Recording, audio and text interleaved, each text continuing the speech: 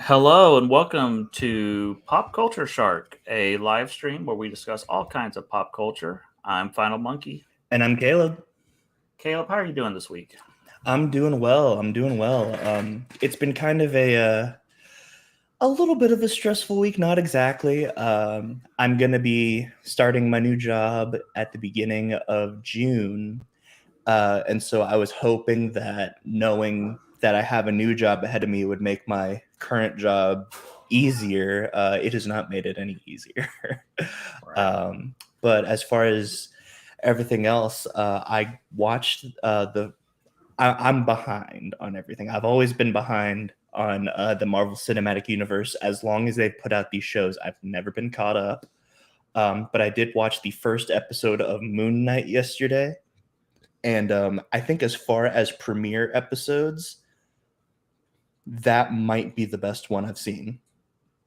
Just as far as like introduction episodes, it's really good. Yeah, how are you doing today? I'm doing all right. It's been, like you said, a little bit of a stressful week, but we're getting there. We're hanging in Mhm. there, getting everything done. Needs to get done. So I have not watched Moon Knight yet, but I think we'll talk about that later. I'm gonna try to get caught up. Mhm. Um, but yeah, let's go ahead and get to the news. We've got a lot going on, so we'll head on over to our news segment. Um, as you know, there was a Warner Brothers Discovery buyout or takeover that has happened, and so we're starting to see some changes starting to happen from that. So, as maybe you know, CW has a bunch of DC shows. Well, they started canceling a couple of them. Batwoman's been canceled, and the Legends of Tomorrow has been canceled. Yeah, and honestly, so I have not kept up with CW since season 3 of Arrow and season 2 of Flash. So I never watched Supergirl. I never watched Legends or Batwoman, anything like that. But as far as I can tell, Batwoman and Legends are the two that somehow kept getting renewed anyway.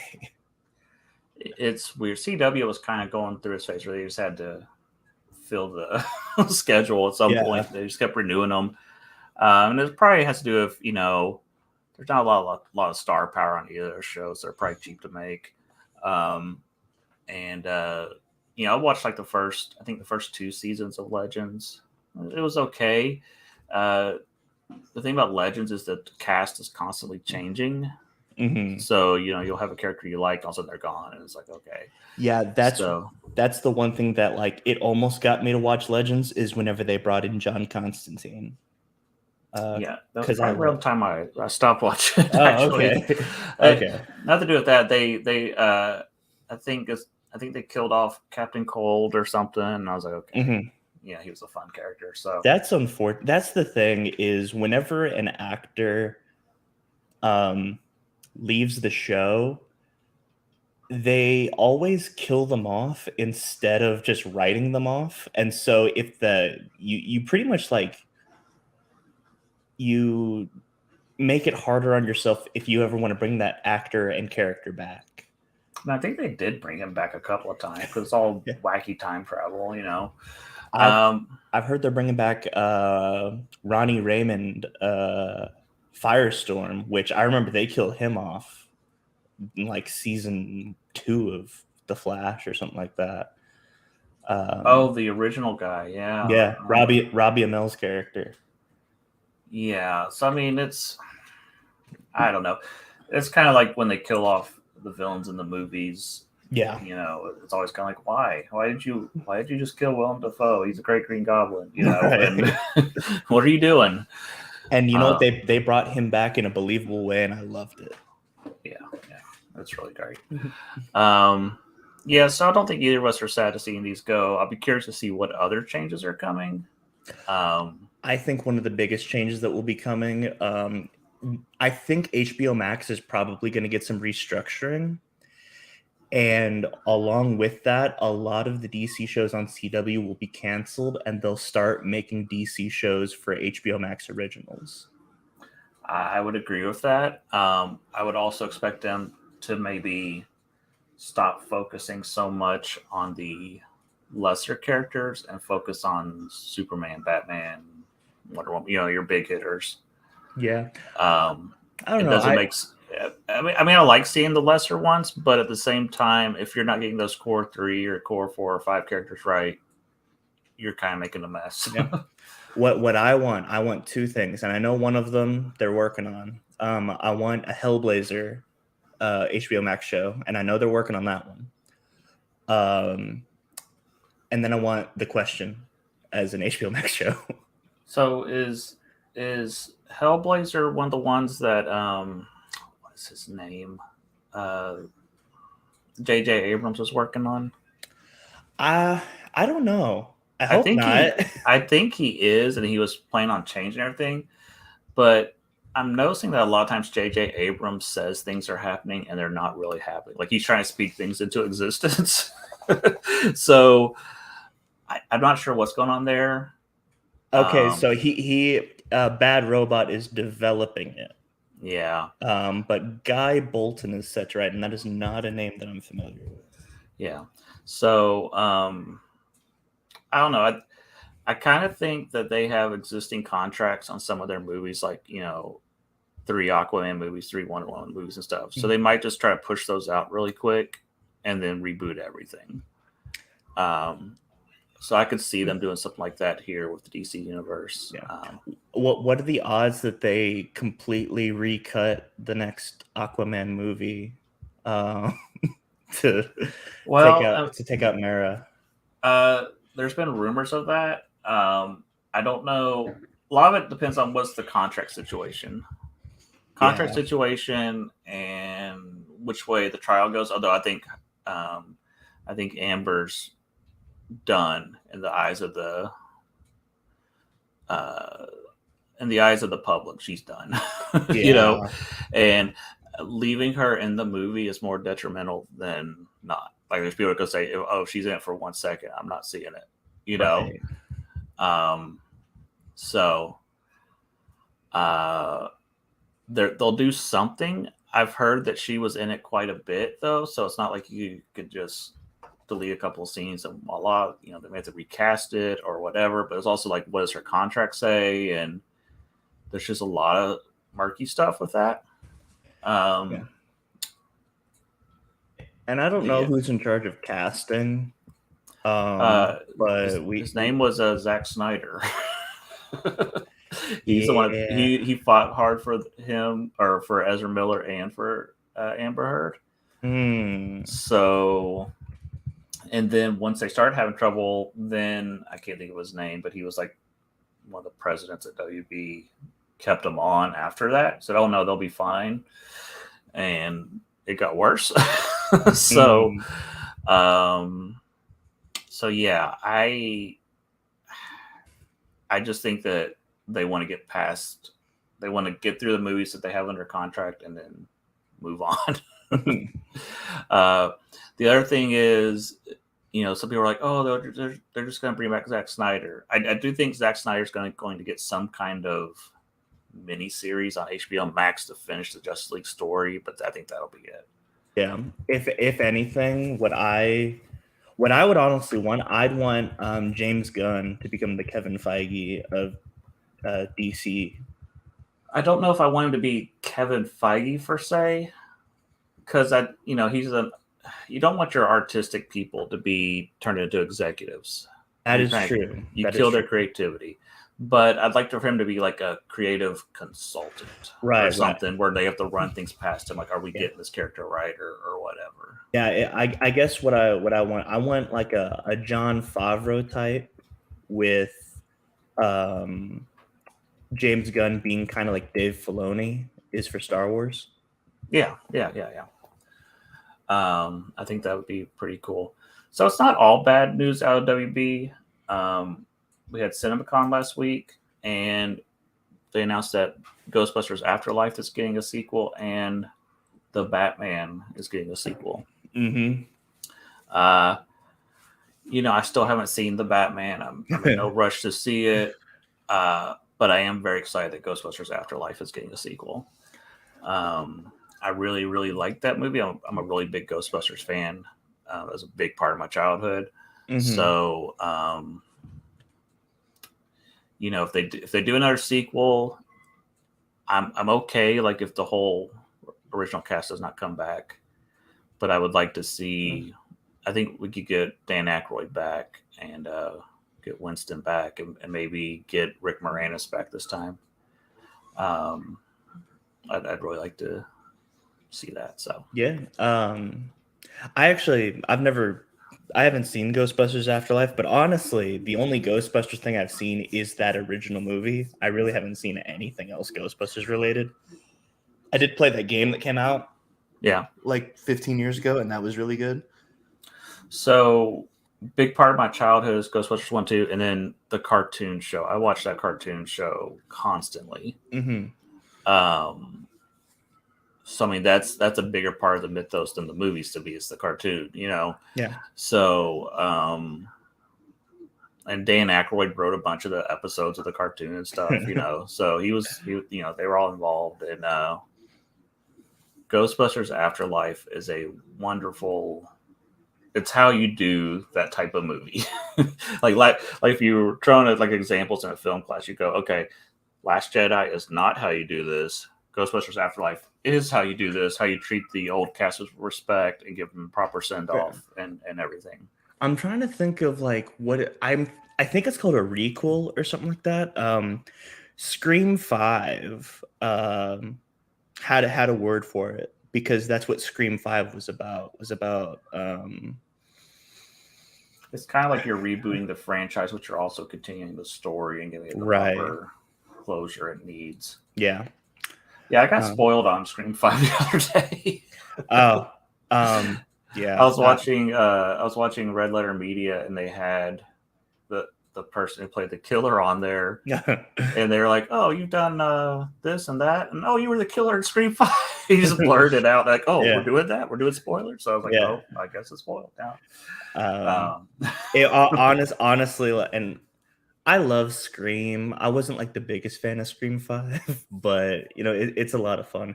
Anyway, on to Batman. I am excited for the Batman sequel. What I'd really like is I know that there's a little bit of Joker at the end, and they came out with that Joker 5-minute scene.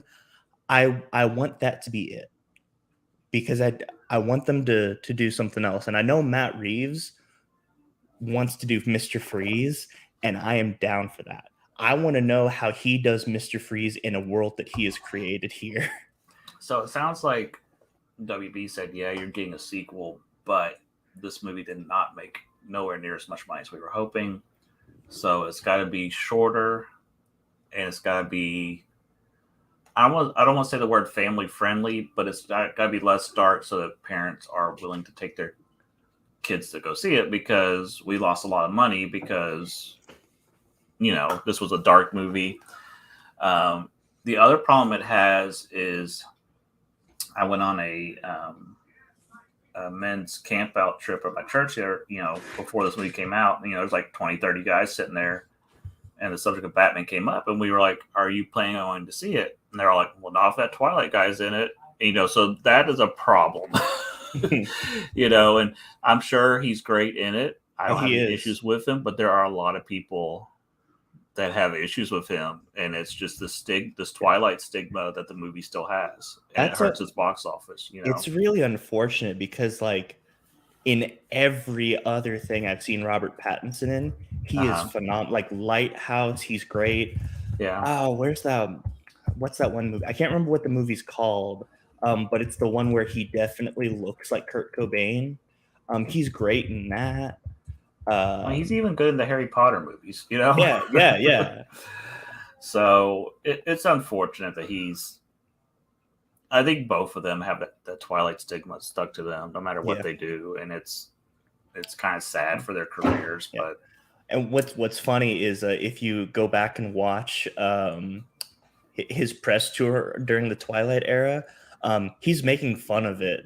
Like, even back then, like he knows. Right. Yeah. So, curious to see where they take the Batman next. Really excited for Ghostbusters Afterlife sequel. hopefully Sony's kind of hands off with Ghostbusters. Just let them do what they're going to do. We'll see. Sometimes the studios get involved and they're like, oh, you got to do this, that, and whatever. And it just messes it up. I wouldn't say sometimes. I'd say most times that happens. Yeah, it's rare where, it's almost better that your movie's expected to not do well than the studio's kind of like, oh, yeah, we're just going to leave this movie alone, let you do whatever. But when it becomes like a big franchise, then everybody wants to put their 2 cents in. It's kind of like, first Deadpool, everybody's like, it's not going to be a big deal. Do what you want. And then the second one, it's like, oh, well, now we got these studio notes because this could make us money. So we're going to put our 2 cents in, Yeah. So, all right. Just wanted to bring up again, Everything Everywhere All at Once is still chugging along. It definitely has legs at the theater. Like every week it's like number 4 on the top 10. So I just want to give them a shout out. If you have not seen this movie, it is awesome. I still have to. I really want to go see it again. It's been 3-4 weeks since I saw it, and I'm still thinking about it. So it's really great. Another movie that I wanted to see and I have not is The Northman. I've heard that is wonderful, but yeah, that looks really good. It has kind of bombed at the box office, unfortunately. So yeah. a lot of great movies do. Yeah, and I heard that one was pretty expensive to make. But I don't know if that's I haven't seen the movie. I don't think it's like a franchise. I think it's just going to be like a one and done. So, but it's awesome that Everything Everywhere All at Once. I think it was like $25 million to make, and it's like at 37 million right now. So I think if it gets to 50 million, which it should do, then it'll be profitable at that point. So really exciting. And if you don't know how box office works, or becoming profitable, when I say the budget's 25 million, that does not include advertising. Yeah, advertising's the big thing. Yeah, so basically take like half of the movie's budget and add that on top of that. Then you have a closer idea of what the movie actually cost. But yeah, I hear Everything Everywhere All at Once is also playing at IMAX right now. So that would be a fun movie to see on IMAX. So if you have not seen it, I highly recommend it. Probably some stuff is not appropriate for younger kids. So keep that in mind.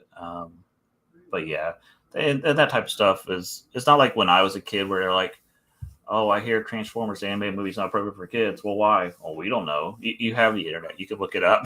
Yeah. There's wonderful parental guides, and IMDb has guides and everything else, so. All right. We have some unfortunate news. The wonderful artist Neil Adams passed away over the weekend. I think he worked on X-Men. I think Batman. Yep. Green Lantern, Green Arrow. Green Lantern, Green Arrow.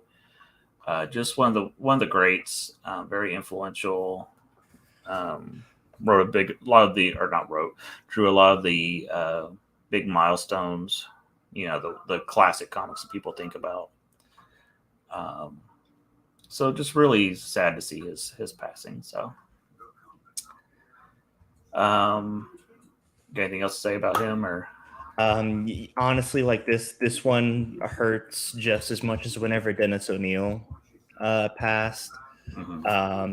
He is one of my favorite artists. In fact, in some instances, whenever I think of Batman, that really it's his Batman art that I'm thinking of. And then, of course, there are certain Green Lantern, Green Arrow covers that are just ingrained in my mind. Yeah. So, just a loss in the comic book industry, and he will be missed. Yeah, we're losing a lot of the legends, so that's a fortunate part of life. So, all right, one more news story, then we'll get on to our main topic. So John Watts is out as the Fantastic Four director, and then Ant-Man 3 delayed. So the reason I combine these, they may be related. There have been rumors that Ant-Man 3 will be connected to the Fantastic Four in some way. Mm-hmm. I don't know whether that's they're introducing a character like Reed or Doctor Doom or something. So it could be that there's some changes happening behind the scenes. Maybe like a change of plans. I know John Watts has been talking about the Fantastic Four movie forever. Like this was his passion project. And his plan that he kept talking about was having them be around the 60s, and then something happens to where they're in modern day. Whether that's them getting trapped in the microverse or negative zone or whatever. So they may be changing some of those plans. I don't know. This is just me speculating. One thing that I'm wondering is because I think these things are related as well. But I'm not sure if they're related in that same way. Because I have an idea of who they'll replace him. Because the director of Ant-Man and Ant-Man and the Wasp and Quantumania is Peyton Reed. And I know for a fact that he's been talking about the Fantastic Four movie forever. You know what? I think I'm getting these two mixed up. I think you're right. It is Peyton Reed that wants to do the 60s story. Okay, that makes more sense. John Watts is the Spider-Man director. Yes. And so Peyton Reed, so maybe they are letting Peyton Reed go toward the 60s plan. Okay, that makes more sense. I'm hoping because I know that like Peyton Reed was pretty upset whenever he didn't get the Fantastic Four job. So I'm thinking maybe they're delaying Quantumania so that way he can go and work on Fantastic Four. It may be, and Marvel's done this before. Scott Derrickson was supposed to direct Doctor Strange 2, and he had big plans, and then Marvel said no, we're going in this direction, and then the original Ant-Man movie with what's his name? Edgar Wright. Edgar Wright, So it happens. Things happen behind the scenes, for better or worse. I would love to have seen Edgar Wright's Ant-Man. Oh, I definitely would. Oh, that's one thing that's happening. That we didn't talk about this in news, but Edgar Wright is writing the Seconds movie, the Brian Lee O'Malley graphic novel. Same guy who did Scott Pilgrim. Yeah. And Blake Lively's directing it. So interesting. Okay, I don't know too much about that one. So but all those names sounded great. Yeah.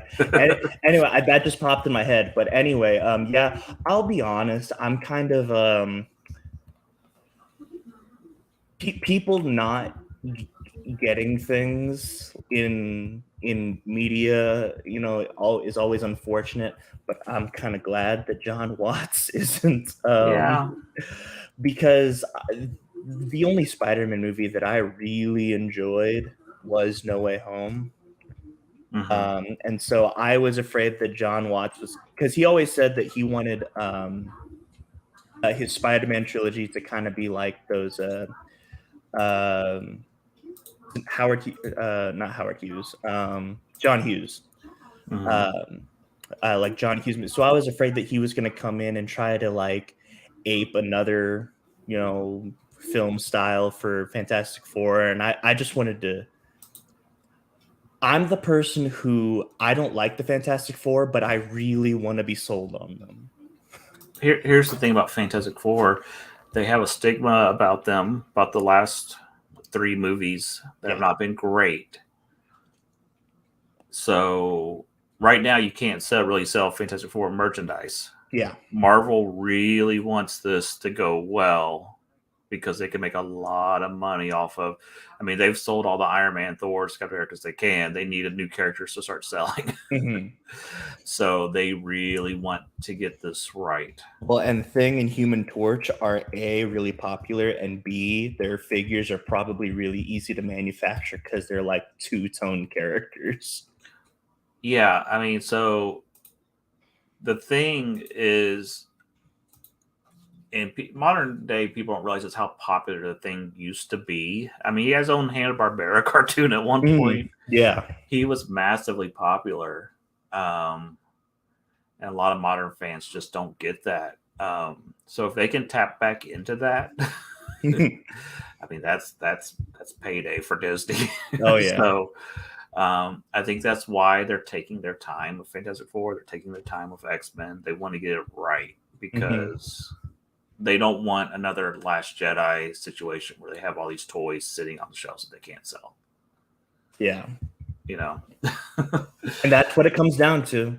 Is these I mean, things that's sad to say, but yeah, at the end of the day, Disney did not buy Marvel and Star Wars just to make, oh, let's make a new Spider-Man movie. We could have fun, or a new Star Wars movie because that's what the fans want. No, they want to make money off of merchandising. Yeah, I mean, so like, when that goes wrong, then there's problems. So Young Justice was originally canceled because the audience for Young Justice was us, and we weren't buying the 3 3/4 inch figures. Yeah, I mean that's why it switched to Teen Titans Go. Though Teen Titans Go hasn't really had a toy line. I mean they've had toys, but it hasn't been like successful. Yeah. But I think that's a lot cheaper show Yeah. to make. Oh, that animation compared to Young Justice. Oh yeah. Yeah. So, I know a lot of people knock Teen Titans Go. I think it's a pretty funny show. Yeah. if you just forget about the one that we all grew up with, and by we all I mean people of my generation, Yeah. the one that we all grew up with, and take it on its own, it's actually a pretty funny show that's kind of like on par with Powerpuff Girls or something. Yeah. And the other thing is people are like, oh, I can't believe they're ruining Teen Titans. I'm like, did you go back and watch some of those Teen Titans? They would either do a serious episode or a funny episode. This is not too far off from the funny stuff they were doing. Oh yeah. Oh my gosh, the Mad Mod stuff. Oh yeah. I love Mad Mod. Yeah, and if you never figured it out, depending on which theme song they played would determine what kind of episode you got. If they played it in English, it was a serious episode. If it was the Japanese theme song, then it was going to be a silly episode. Yeah. So. All right. So tonight we wanted to talk about a comic book story line from, I guess it was early 2000s. It's been a while. Yeah. We've been thinking a lot about the multiverse with Doctor Strange coming out and everything everywhere all at once. So we want to talk about a series that a lot of people have kind of forgotten about, and that would be Star Wars Infinities. I keep wanting to call it Infinites, but it's Infinities. Yeah. This is definitely one of my favorites. So this is kind of just it's very similar to Marvel What If, where it's like, what if this happened instead? How would it affect the story? Mm-hmm. So we thought it'd be fun to go through. There's 12 issues in total that I know of that cover New Hope, Empire Strikes Back, and Return of the Jedi. Yeah, and the thing to keep in mind is each one assumes that everything up to itself happened the way it happened. So like Infinity's Empire Strikes Back is not a sequel to Infinity's A New Hope. Yes, they're separate stories. Yeah, they're just separate stories. Yeah. This cover is really cool. None of this happens in the book. But the really unfortunate thing, have you seen how much this Epic Collection is going for right now?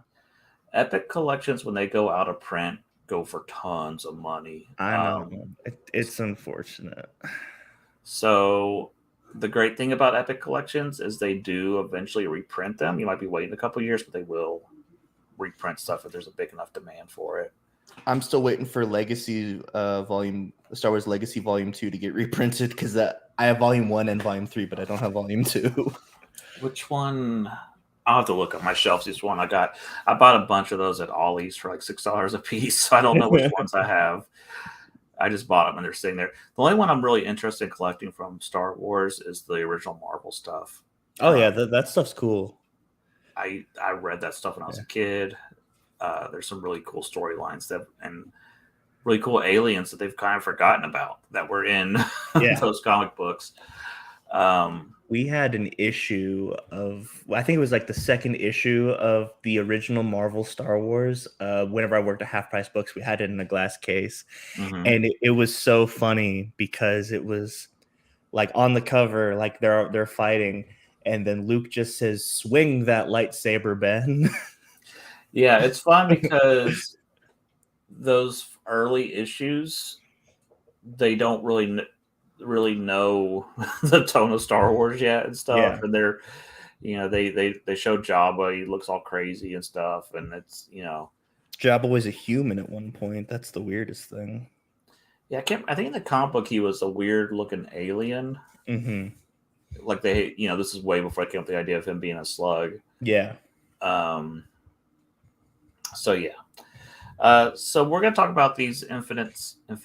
Yeah, I keep calling it Infinites. Infinities comics. I found a YouTube video playlist last night that goes through the plots of all of them. Mm-hmm. So if you just type in Star Wars comics and Infinities, that will pop up, and he goes over the plot lines of all three of them. Yeah, I'm a fan of. Now here's the thing, I don't condemn that. I'm actually a fan of those YouTube channels that do like story recaps. Because I don't have time to read absolutely everything. Now, I have read these before, like when I was a kid. But yeah, I don't have time to read absolutely everything. So if I want to watch Comic Historian or something like that, I'll do it. Because, I mean... I think there's a difference between someone who never pays for a comic book and does that and someone who does support it. But comic books are freaking expensive. Yeah. And... so I will support the industry when I can, but at the same time, there's so much stuff out there that it's impossible to afford it all. So, and to me, something like that is no different than just reading the Wikipedia entry over it. It's the same thing. But I do encourage, if you are somebody who watches those, but you've never bought a comic book, especially the smaller industries, like that are not Marvel, DC, give us some support sometimes. So yeah, definitely. I do most of my supporting through trades at this point, just because you're spending like $5 on an issue or $20 on a 6-issue trade. Like it makes a lot more sense. They last longer, and there are websites where you can buy stuff for discount price, like cheap graphic novels, or of course or in stock trades. Yep. There are options out there. Half price books and Ollie's and so on, and a lot of stores will have big sales. Buy two will get one free on their graphic novels because they're trying to clear out some inventory or whatever. So if you just keep your eyes open, you can find stuff for a decent price on this stuff. So cool. So we're going to talk about Star Wars Infinity. So we'll start with A New Hope. So let me pull up the cover to that one. I really like the New Hope one. I think the quality of these three stories kind of wavers all over the place, but I think this one's pretty solid. Yeah. So the premise of this one is it kind of starts at the end of A New Hope, where Luke is taking the shot at the Death Star, and one of the torpedoes goes off before it's supposed to. Right. I've seen a lot of people say, this is like, what if Luke missed? Luke didn't miss. It's just that the proton torpedo malfunctioned.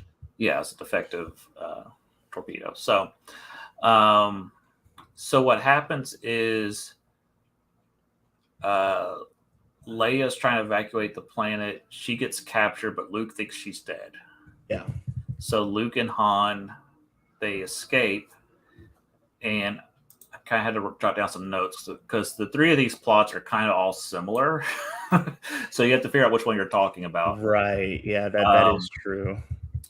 So they take Leia to Coruscant, and they start basically leading her down the dark side and brainwashing her. Luke and Han go to Dagobah. Luke starts training, and this time he has nothing that's really trying to pull him off the planet. Right, so right. He has no incentive to leave. Yeah, so he stays for the full 5 years to train.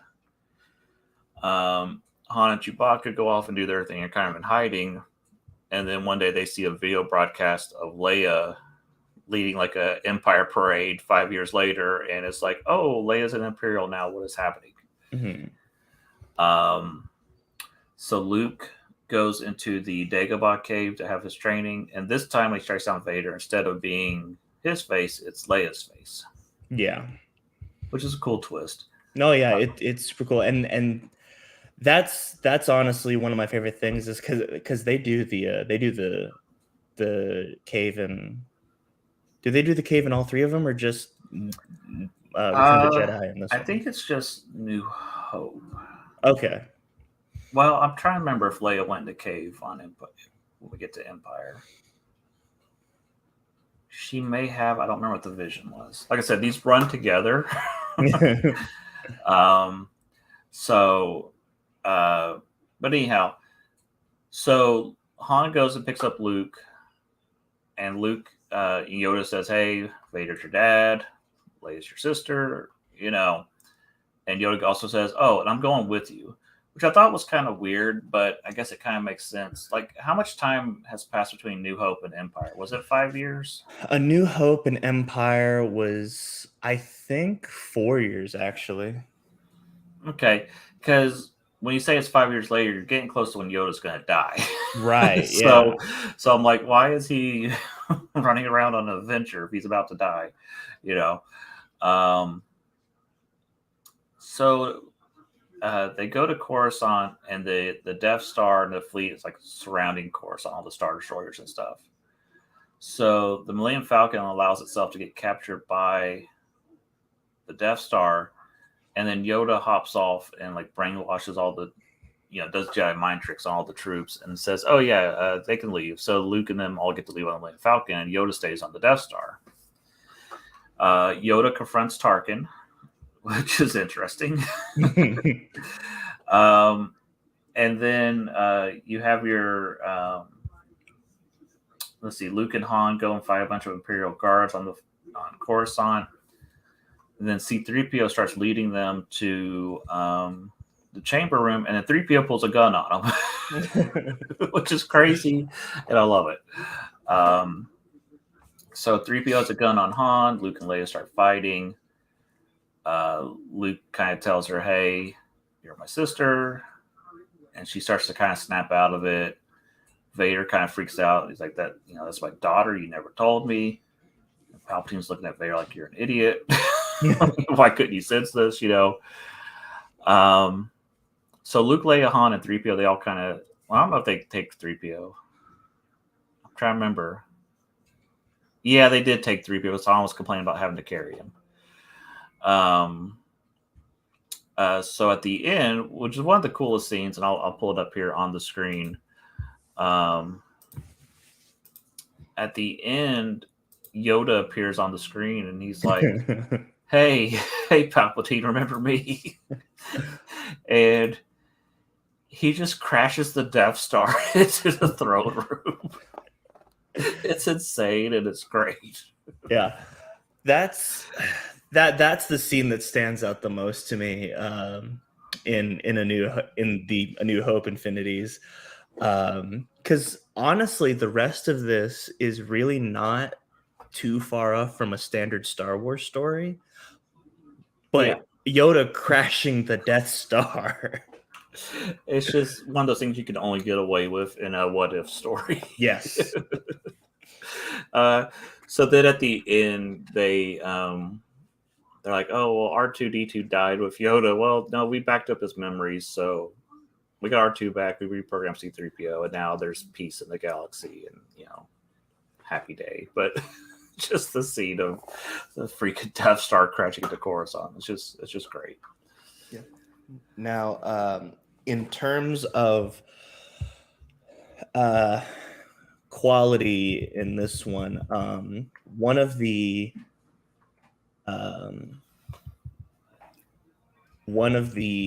issues that I have with this, and really you can't get around this in what if stories, because it almost makes the what if seem easier, unless you want it to be like a doom and gloom type story.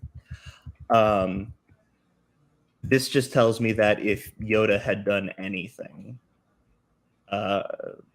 their fight against the Empire may have been easier.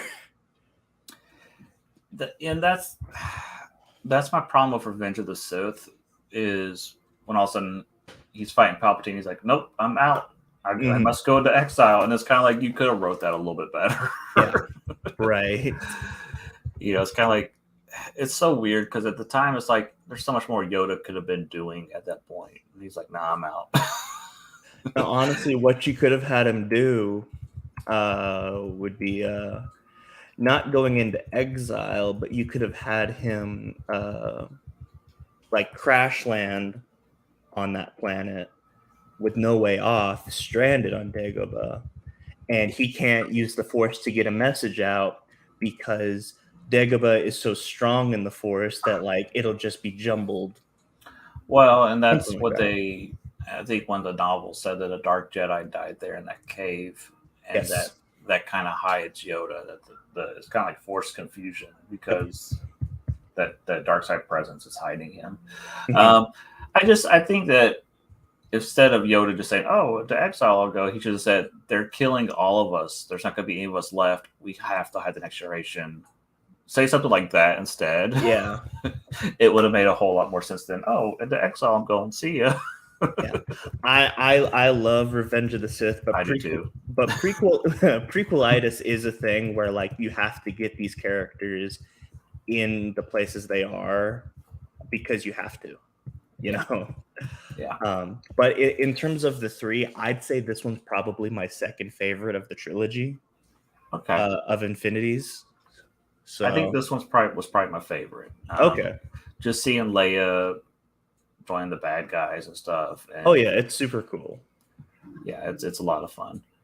I think anytime Leia or Luke goes to the dark side, it's always fun. Oh yeah, definitely. That's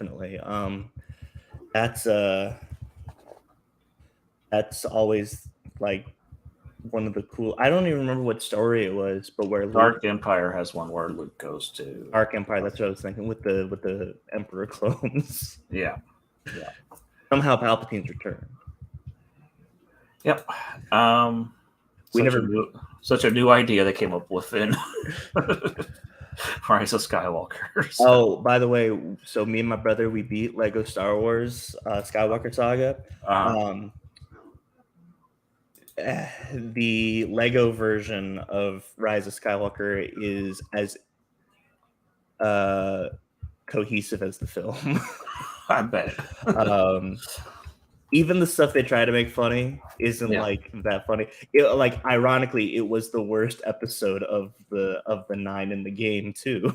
So yeah, it's hard to when you're doing parody of stuff. It's hard to make fun of something that's not that good in the first place. Yeah. So I like Last Jedi, but we've gone over this. But even the people who don't like Last Jedi was one of my favorites. It was very funny. I bet. Yeah. I bet. So let's move on to Empire Strikes Back, Infinities. I could not find a better picture. Sorry. So basically in this one, when Luke is in the Wampa cave and he's getting away, there's a second Wampa that shows up and claws him in the back.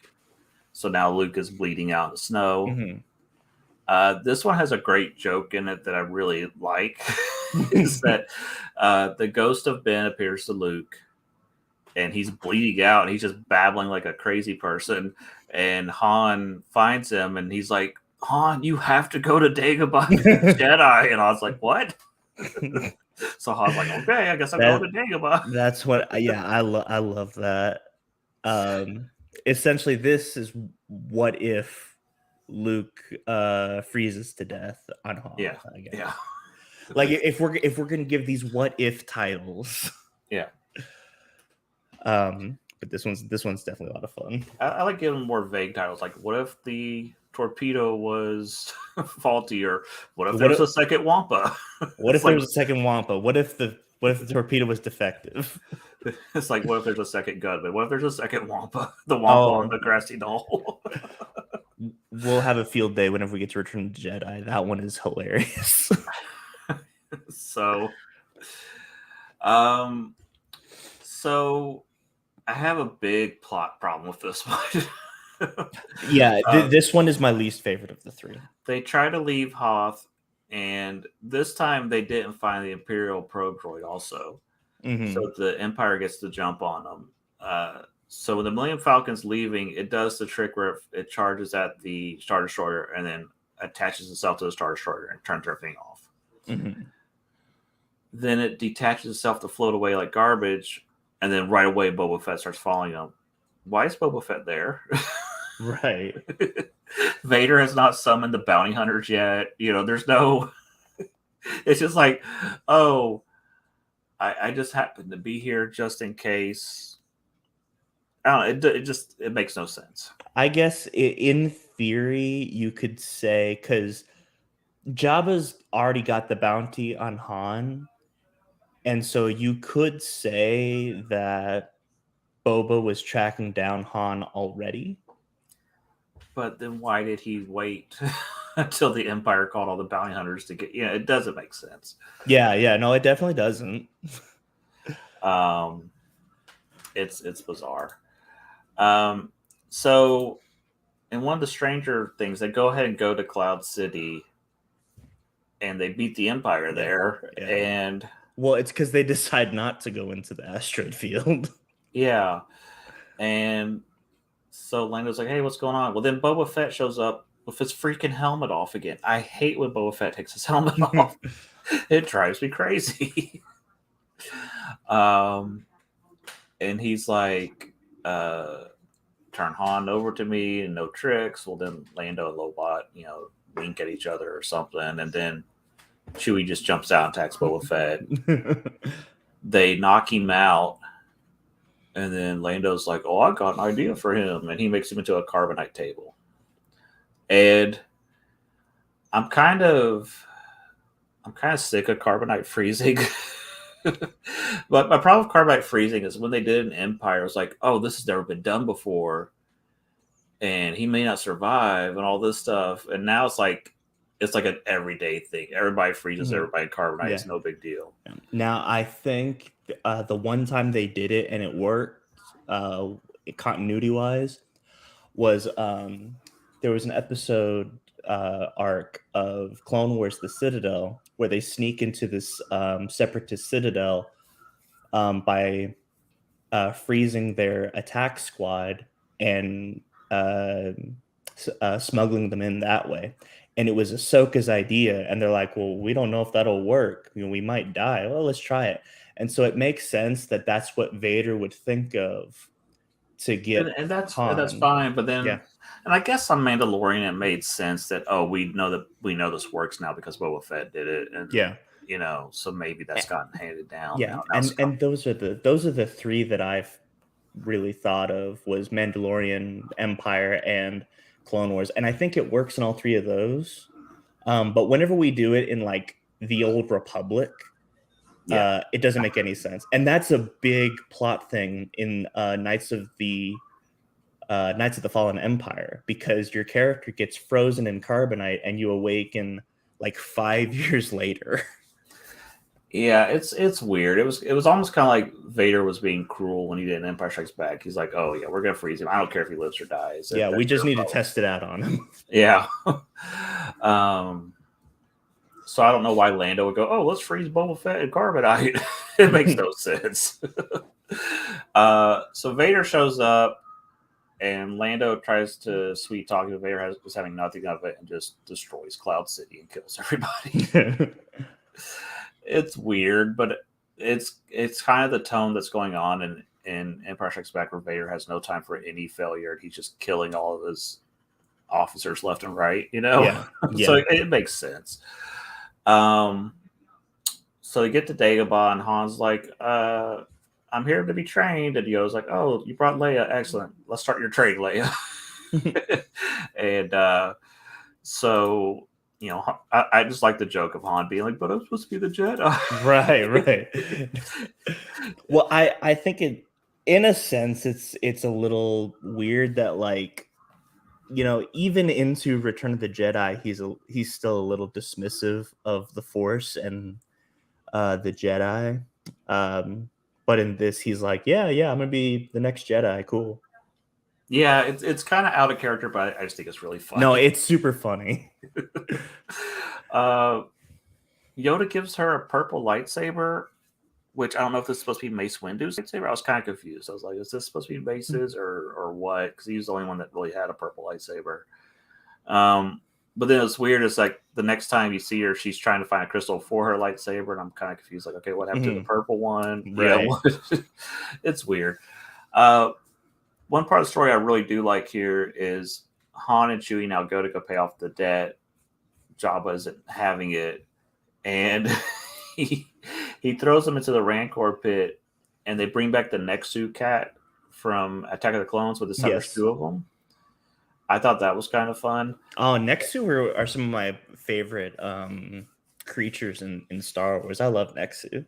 Yeah, and R2-D2 ends up opening the cage for him, and so the Nexu just run amok, like attacking everybody. And so Han, Chewie, and R2 get out of there where they leave 3PO behind because there's no time to get him. So then Vader shows up, and Jabba's like, yeah, they got loose, and we don't want anything to do with Han now. You can have him. And Vader's ticked when he sees C-3PO. It's like, oh, I'm taking C-3PO. And they have the cool moment where Vader's like, yeah, I created you, right? And I always like that when Vader mentions that he created C-3PO. Yeah. Which in the original trilogy, I don't think they ever necessarily meet.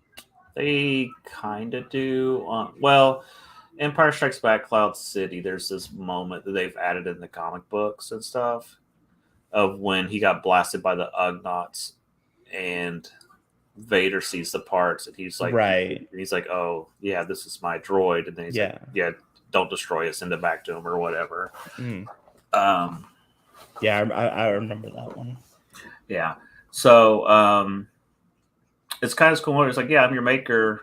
Tell me what you would know. And he's like, no. So Vader's like, fine, I'm going to torture you. It's like, even though I created you, I'm going to torture you. And 3PO's all short-circuiting and says Dagobah. Which is another weird scene because I feel like Dagobah would be kind of like an unknown, like forgotten planet. And like right away, Vader's like, oh, we're going to Dagobah. Let's go. It's like, okay. Well, that's the thing with Mandalorian going to Tython. Like, I thought like we would spend a whole episode of them looking for Tython, but no, next episode we're going to Tython. Yeah. So, and I know they only had 4 issues of this, so they had to keep things moving. But at the same time, there's just little moments where I'm like, okay, you could tighten that up a little. So Yoda sends Leia to go get her crystal to finish her lightsaber.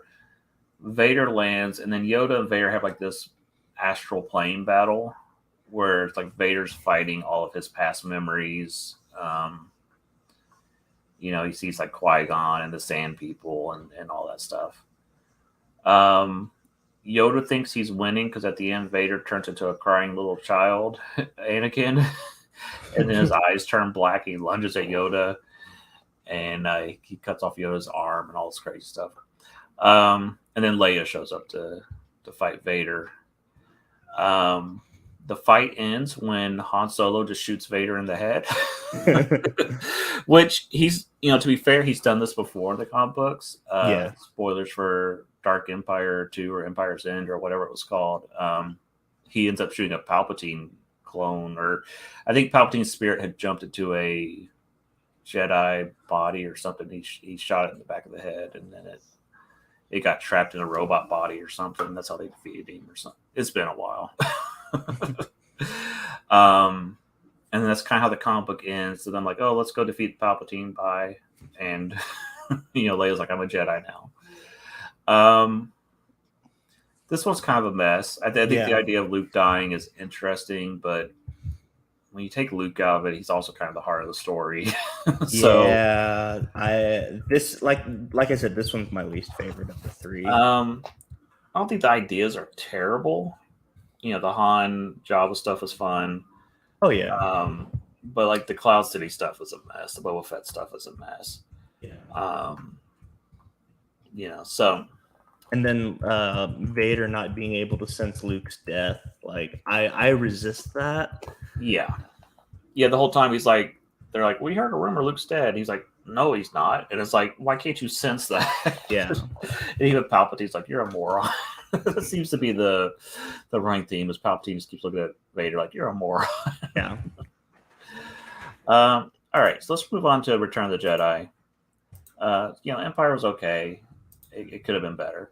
Yeah. This one, it's my favorite Star Wars movie, so it only makes sense that this would be my favorite of the Infinities. Yeah. So this one starts at the beginning of Return of the Jedi, where Leia is disguised as the bounty hunter Boushh, and she is trying to negotiate for the Chewbacca. She's trying to sell him to Jabba. And in the original movie, she threatens with a thermal detonator. Mm-hmm. And this one's so dumb. Jabba knocks 3PO over, knocks his head off. Yes. So this I want to call this "What if C-3PO died?" What if 3PO was more of a klutz than normal? What if C-3PO was decapitated? It's my favorite conceit as well, because like, what if the proton torpedo was malfunctioned like that? That actually sounds like a what if story. That sounds like a legit what if. And what if Luke froze to death? Like, that's not interesting. This is just bonkers, and I love it. It is crazy. And so since there's no one translating, Jawa just gets mad and starts making threats. And they're like, why does she have a thermal detonator? Who cares? And Boba Fett pulls a gun on Leia, shoots her in the shoulder. She drops the thermal detonator. And then it seemed like, I thought thermal detonators go off pretty quickly. It seems like it takes this one forever to go off. Yeah. Everybody's running around escaping, and then Jabba just explodes. So once again, C-3PO dies in one of these. And I kind of misremembered this one. I thought this had been more about Han Solo going blind at the beginning, but no, it's not at the beginning. Yeah, so I kind of had misremembered this. So I was reading, it's like, oh, this is not quite what I remember. So Boba Fett gets away with Han and Carbonite. So now we're back to, we got to find him again. Mm-hmm. So Luke keeps questioning everybody on Tatooine, and he ends up not going back to Dagobah by the time Yoda dies. Yep. And then Leia is tracking Boba Fett everywhere, and I don't know, were they on Endor? They found her some forest planet. She ends up finding Boba Fett, and they ambush Boba, like Leia's playing sniper and all this stuff. And Boba Fett has kind of like a Three Stooges type death where which is normal for Boba. Yeah, I mean, what else is new? He's trying to set a bomb on Millennium Falcon, and they knock him off, and he's still holding the bomb like Wile E. Coyote, and it explodes. It's kind of like, okay, which it annoys me being a big Boba Fett fan, but at the same time, it's par for the course. So they get Han Solo back, but during the fight, the carbonite thing got shot. So when they free him, he's blind now. which doesn't really play a big part in the story other than, oh yeah, Han's blind, don't worry about it. It's just interesting. Yeah, it's kind of like, we've mentioned this might happen in the movie. Well, here it is actually happening. So since Luke and Leia were super late getting back to the Rebels, they started the Endor mission without them.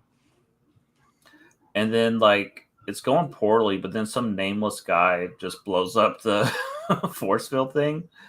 What I think is cool is in this timeline, the Ewoks never be friends with Leia, so they're fighting everybody. Yeah. I thought they should have explored that a little bit more, but I think that's a lot of fun. So Luke and Leia go to the Death Star to go confront Vader. Oh no, I'm getting this one mixed up too. See, these all run together in my head. Luke goes to Dagobah, and then when he's leaving, the Empire captures him. Yes. So what happens is Luke, Vader, and the Emperor all sense that Yoda has died. That's right. And I thought that was kind of a weird thing because that didn't happen in the movie. No, that's definitely a weird thing. So essentially they get to Dagobah at the same time. Yeah. And so Luke sends a message saying, "Hey, you're my sister. Oh no, I'm being captured. Don't come after me." So of course Leia goes after him. Mm-hmm. So, and I'm getting this one mixed up with Empire. There's a big throne room fight where it's Luke and Leia versus Vader. Yeah, and this is really why I like this one, because there's something that's always been weird. Like, I've always thought that Luke was like the favorite child, I guess, in Vader's eyes, because he never. I guess it's just because he never knew about Leia, but I like having them both there to redeem their father. And it's interesting how the fight goes differently. Yes. That Vader is swayed more when he sees both of them. They're like, "Oh, that's my daughter. I can't do this." And it's really interesting. And to your point of why wasn't Leia there in the original movie, that was a last minute shoehorn thing. Oh no, it definitely was. It definitely was. There was never any plan for Leia to be Luke's sister, and so they're like, we just have to resolve this plot thread if there's another. Okay, So in this one, Vader gets his arm cut off again. He got his arm cut off in Empire also. So he keeps getting his arms cut off. And what happened to Palpatine? Oh, Palpatine gets away in this. Yeah. No, Palpatine senses that the Death Star is exploding. That Wedge got off the shot. So shout outs to Wedge. He is the best pilot in Star Wars. Don't at me. It's true.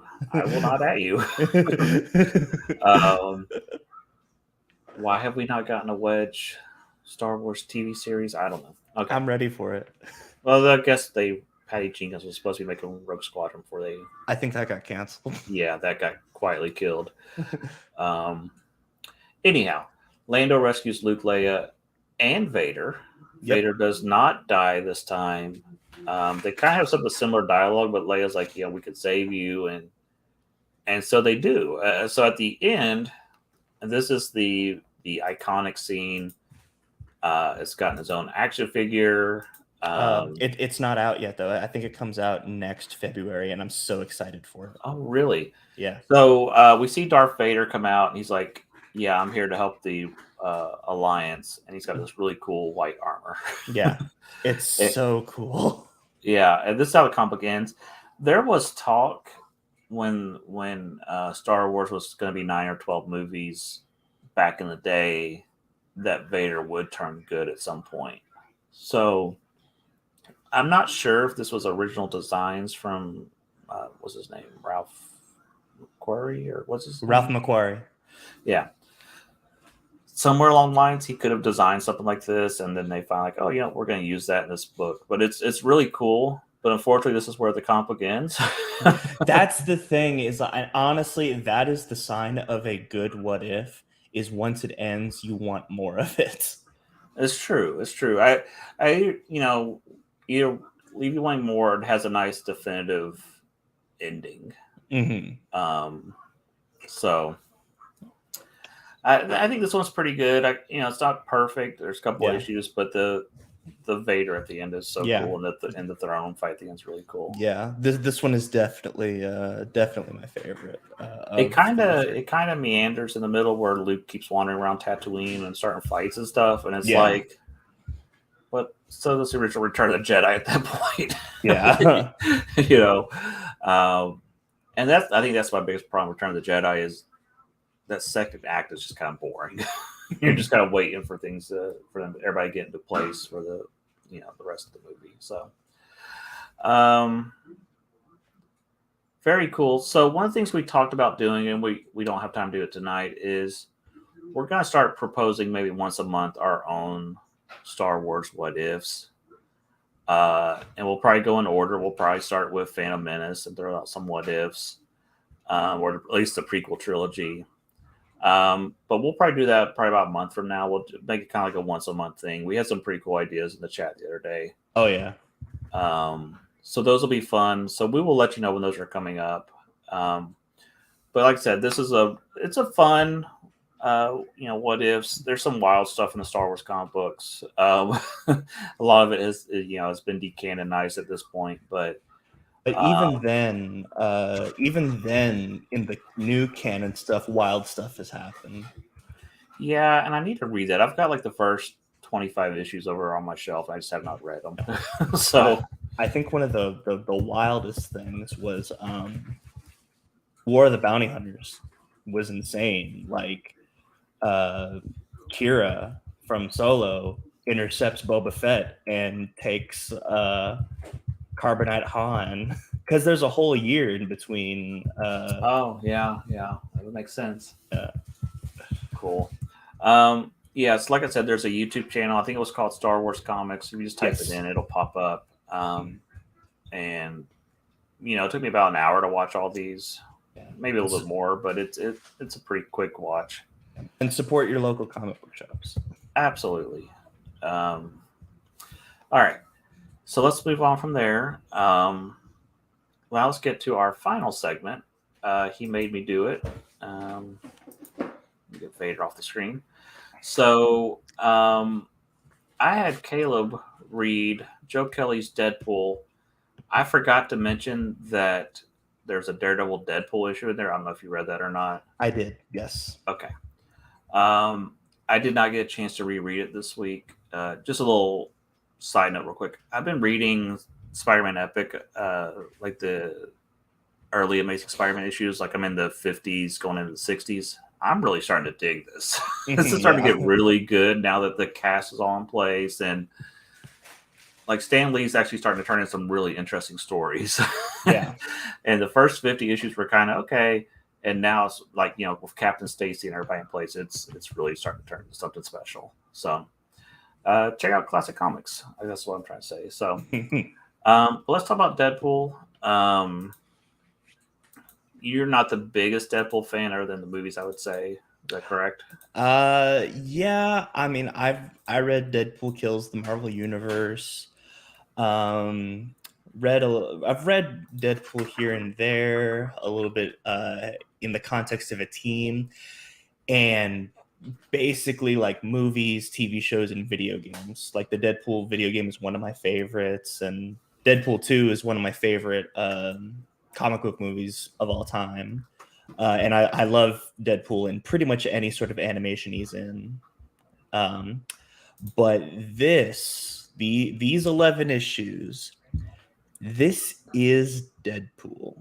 It's great. It's one of my favorite comic book runs.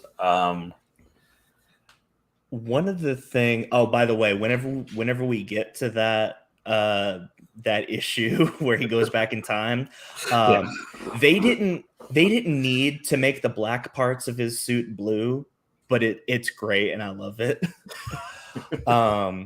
So there are certain types of Deadpool that can happen. One of the more popular ones, and I would attribute this to probably the first movie and the Deadpool video game, which is just absolutely bonkers. Like, let's do some freakazoid stuff. Like, I feel like Deadpool and Freakazoid would get along in some instances. This and then other Deadpool is like Deadpool Kills the Marvel Universe, which is completely like it's almost not even funny. It's just very gruesome. Yeah.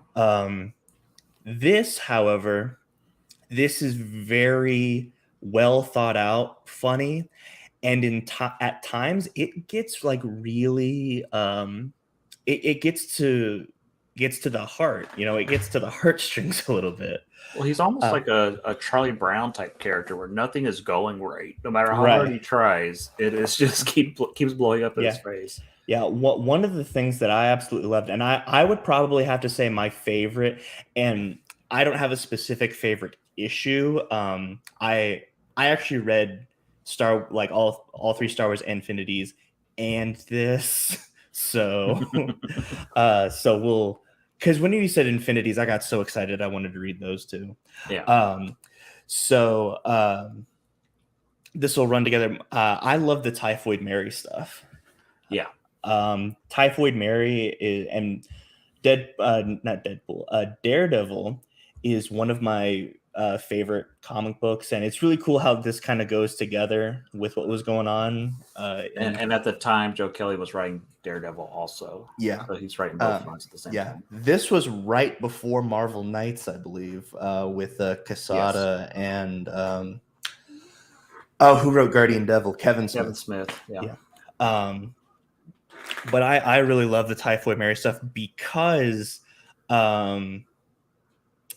he goes to this, I think it's like an asylum or something like that, right?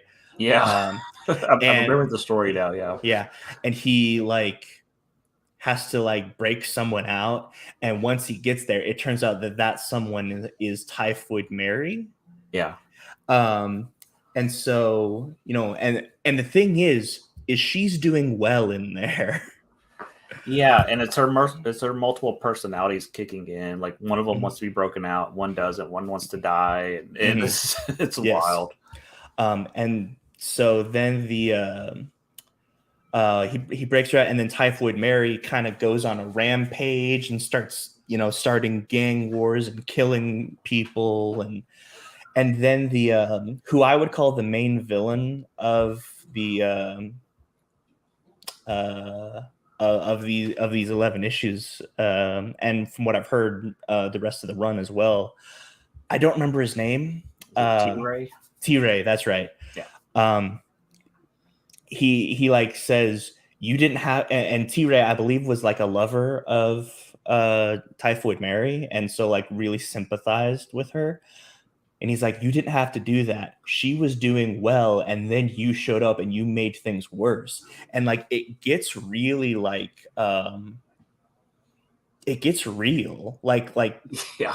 we don't Deadpool can be fun and off the wall, but if you can do that and make me care and make Deadpool real, that's actually part of the reason why I love Deadpool 2, the movie. Right. Because it's really funny, off the walls, bonkers. But then once it comes down to its family message, it's really heartwarming and stuff. And so, no, yeah, I want to read more of this. I was about to say that the Typhoid Mary stuff only gets crazier from here. Yeah. As far as the time travel thing, I have no idea what was going on, and I loved it. It's fun if you go back and look at the original comic book, because they took actual panels from the comic book and just stuck them in there. And basically, while Deadpool and Weasel and Blind Owl are fighting the Lightning Rods, which used to be the Great Lakes Avengers, they crash into. They were trying to use the body slide teleporter, and at the same time they crashed into Doorman, and it ended up sending Deadpool and Blind Al back in time. Yeah. They end up landing on top of Aunt May, who Blind Al kind of looks like. And so if you've read those old comic books, Aunt Anna, who was Mary Jane's aunt, is always showing up to take care of Aunt May. I'm laughing because I just read this earlier today, and it's still hilarious. And so they end up dressing up Blind Al as Aunt May. Deadpool uses his little holographic projector to scan the kid on the walls, who is Peter Parker, to pose as him. And then they both get mixed up in Peter Parker and Aunt May's life while they're trying to figure out how to get home from there. It is freaking hilarious. Yeah. Blind Al, by the way, hilarious. I believe this is where she originates, right? Yes. Blind Al so much. She is a hostage. Uh-huh. And it's so funny. Another thing that I love, I believe the artist is Ed McGuinness. Yes. This is how I want Deadpool drawn. Absolutely. Just because we don't need him to look exactly like Spider-Man or Deathstroke, but like he's just similar enough, but like still like his own thing. And there's a tone to it where it's not quite cartoony, but there's a cartoonish look to him where you know, okay, this is not going to be that serious. We're going to have some fun here. And it fits really well. Yeah, this is weird to say about a comic book, but it's drawn like a comic book. Yeah. Because, you know, a lot of artists that go for like, you know, hyper realistic or maybe like almost like too abstract. But this is just straight up just comic book art, and I love it. Yeah, and it's fun because with Blind Al dressed up as Aunt May, she's saying all these things that Aunt May would never say, and it is so funny. Yeah. She's constantly begging Deadpool to let her kill Aunt Anna and all this stuff, and it's funny. Aren't we all though? I actually don't know how Anna Watson is in the old comics. I just remember she's annoying in everything I've seen her in. Well, I mean, like I said, a lot of the dialogue in this comic book of what the old characters are saying is straight from the other comic book. Yeah, that's true. That's true. So all the crazy stuff that Mary Jane is saying and all the dances she's doing, that's all from the comic book. And the way Deadpool keeps hitting on everybody, hitting on Quinn and Mary Jane, and all the stuff with Harry Osborn is hilarious. Oh yeah. I want to know how that meeting went. Hey, I've got this idea. I have no idea where I get this idea from, but I got this idea. What if we take Deadpool, because he kind of looks like Spider-Man, and we just put him in old Spider-Man comics, and that's it. That's the idea. Yeah. And they're like, great idea. Let's go with it. Yeah, and they described it, and they even make the joke, this is the Forrest Gump moment, where they just digitized him into historical moments. And it works. It's so much fun. And part of the story is he's trying to convince a very young Weasel to fix the teleporter belt. And Weasel's just a science nerd that's one of Peter Parker's classmates. And Deadpool ends up corrupting him. And it's so funny when he lies to Norman Osborn so that Weasel won't get the job, that he has an addiction problem. And Norman's giving the big speech about, you need to get help, kid, all this. And Weasel's like, I don't know what you're talking about. It's very funny. And the funny thing is, we all have voices in our head whenever we read comics, right? Yeah.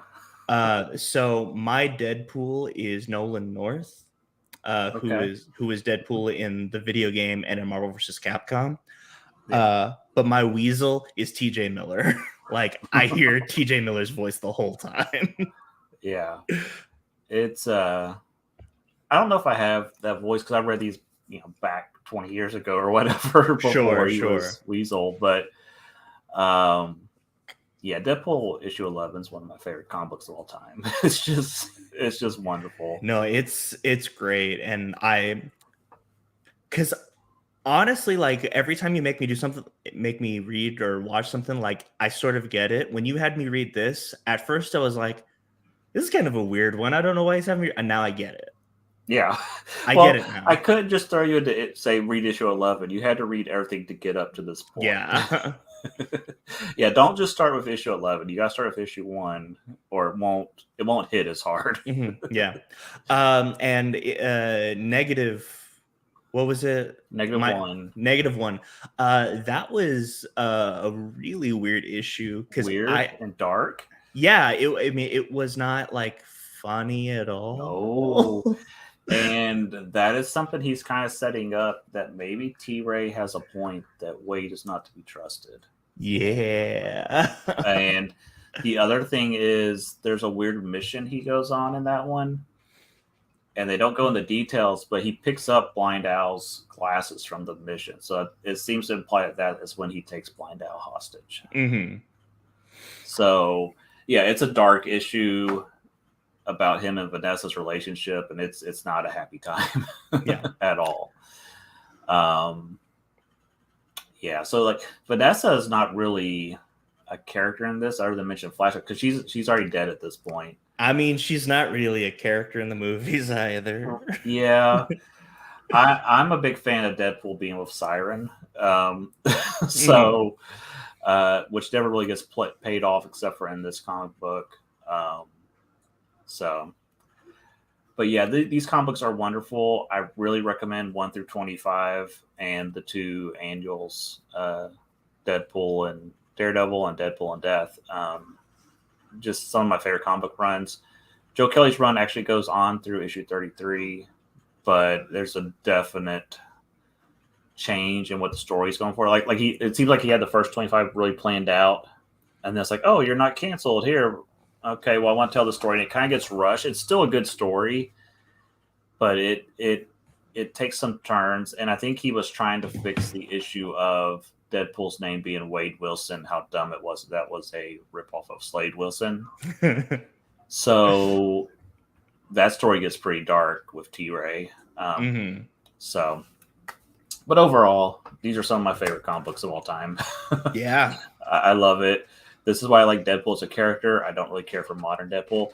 And I think they've done this Forrest Gump thing again a couple of times. I haven't read those issues, but I think they've revisited this, and some of the later writers have. So anyhow, highly recommend Joe Kelly's Deadpool. It is awesome. There is also he wrote the Deadpool The End comic book recently, and it kind of ties up some of the loose ends. So really cool. I almost kind of want them to do something similar over at DC and have what's his name? Have Ambush Bug be an old Batman comics. Yeah. It would be fun. Have him like the Brave and the Bold finale, just Ambush Bug and Batmite in like an old Bill Finger comic. All right. Have they done stories with Booster Gold screwing up past timelines? I feel like they have. Didn't he do a story where he saved Batman's parents or something and made everything worse or something? Oh man, that's one of my favorites. Tom King wrote that one. That one's pretty recent, where the way, because Batman and Catwoman are getting married, and so Booster Gold's wedding gift is he tries to give Batman his "for the man who has everything" moment, so that way he can appreciate the life that he has. But the thing is how, and Booster Gold's not smart. How can he appreciate what he has whenever at this point you've messed with the timeline, and now he doesn't have that anymore, and he has something else. And so now Bruce Wayne is trying to stop Booster Gold, and Catwoman has gone crazy, and it's the epitome of Booster Gold, in my opinion. Booster Gold is such a fun character when he's written correctly. I love it. Yeah, I need. I know they're making a Blue Beetle like series or movie or something like that with the Yes. with the Cobra Kai guy. Yeah. I've always had this idea for a buddy cop movie that like goes throughout time, and it's called Blue and Gold. Yeah. That's what I want. Yeah. They're such a great team, Blue Beetle Yeah. and Booster Gold. So But I don't think you can do it with Jaime. It has to be Ted Cord. oh, it has to be Ted Cord. Yeah. Jaime's cool, but it's gotta be Ted. Jaime is like them trying to do Spider-Man, or they're trying to do Miles Morales. Yeah, I would agree with that. Although I believe Jaime came out first. Yeah, I would say so. The very around the same time, but yeah, I would say so. Very cool. Okay, so now it's Caleb's turn to pick something for me to watch or read or play or whatever. So, Caleb, what's your pick for me this week? So what I'd like you to watch something. If we're going to be binging through Moon Knight, so we can talk about it next week. I don't want to give you like 24 issues to read too. Right. So what I would like you to watch is one of my favorite. It's going to be on HBO Max. It's one of my favorite of the DC animated movies. In my opinion, I think it even rivals Under the Red Hood, and this is also in preparation for Doctor Strange because it deals in the mystic and magical. I would like you to watch Justice League Dark. Okay. The first one, not Apocalypse War. The first one. Gotcha. Yeah, the first one. Which you can pretty much watch that one on its own. Like Apocalypse War is definitely one that like everything leads up to that, but Justice League Dark can stand on its own. It's super cool because like they have Batman in it because they need Batman to sell the movie. Right. But the main characters are definitely John Constantine, Zatanna, and Deadman. Okay. Is Etrigan in it? Oh, and Etrigan. Etrigan's great. Yeah, I always like Etrigan. Yeah, cool. It's one of my favorites. I love it, and yeah, I am remiss for that Justice League Dark movie by Guillermo del Toro that we never got.